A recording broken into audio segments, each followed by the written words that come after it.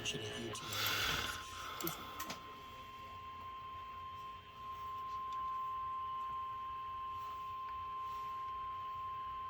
The National Weather Service in Leeds City has issued a severe thunderstorm warning for northeastern Galveston County in southeastern Texas, northeastern Chambers County in southeastern Texas, southeastern Liberty County in southeastern Texas, until 4 p.m. Central Standard Time.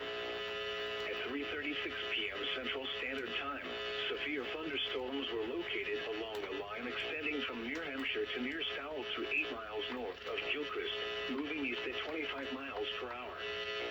Hazard, 60 miles per hour wind gusts. Source, radar indicated. Impact, expects damage to roofs, siding, and trees. Locations impacted include Winnie, Stowell, and Bolivar Peninsula. A tornado watch remains in effect until 6 p.m. Central Standard Time for southeastern Texas. For your protection, move to an interior room on the lowest floor of a building. A tornado watch remains in effect until 6 p.m. Central Standard Time for southeastern Texas.